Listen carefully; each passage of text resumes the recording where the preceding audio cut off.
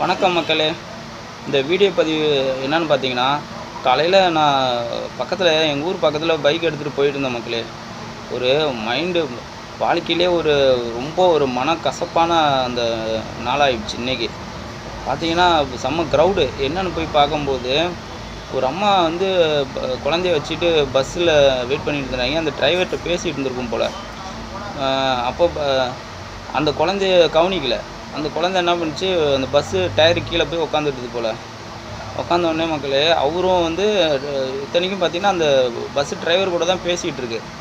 பேசி முடிச்சுட்டு அவரும் வந்து பார்த்தீங்கன்னா கவனிக்காமல் பஸ்ஸை மூவ் பண்ணும்போது அப்படியே ரொம்ப சகடையாக ரொம்ப மன கஷ்டமாயிடுச்சு மக்களே. ரொம்ப மன கஷ்டமாயிடுச்சு.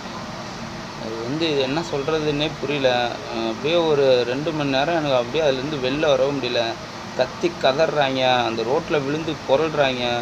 ஐயோ, அதெல்லாம் பார்க்கவே முடியல. அந்தளவுக்கு ரொம்ப மன கஷ்டமாயிடுச்சு. இது எதுக்காக சொல்கிறேன் அப்படின்னா, அந்த டைமிங்கில் சில குள்ளாரிங்கெல்லாம் என்ன பண்ணுதுங்க, வீடியோ எடுத்து ஃபோட்டோ எடுக்குதுங்க.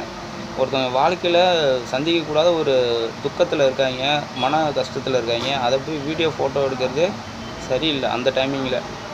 ஆமாம், இதெல்லாம் பெரிய நியூஸ் சேனல்லாம் இல்லையா, அவங்களாம் எடுக்கலையா, இது பெரிய என்னடா நீ அப்படின்னு கேட்கலாம். அதுக்கு என்கிட்ட பதில்லாம் எதுவும் இல்லை மக்களே. என்னுடைய பாயிண்ட் ஆஃப் வியூவில் நான் என்ன சொல்ல வரேன்னா, நம்ம ஜாலியாக சந்தோஷமாக இருக்கோம், செலிப்ரேட் பண்ணுறோம், அதை வீடியோ ஃபோட்டோ எடுக்கலாம். இந்தமாரி ஒருத்தவங்க வாழ்க்கையை வெந்து நொந்து போய் இருக்கிற அந்த டைமிங்கில் அவங்கள போய் நம்ம வீடியோ எடுக்கிறது அது சரியில்லைன்னு என்னுடைய பாயிண்ட் ஆஃப் அவ்வளோதான். அதனால் கொஞ்சம் சேஃபாகவே எல்லாம் பார்த்துக்கோங்க, இருங்க. சரி, ஓகே மக்களே. உங்களுக்கு பிடிச்சிருந்தா என்னுடைய சேனலை லைக் பண்ணுங்கள், சப்ஸ்கிரைபர் பண்ணுங்கள். ஓகே, பார்த்து பத்திரமா இருங்க மக்களே.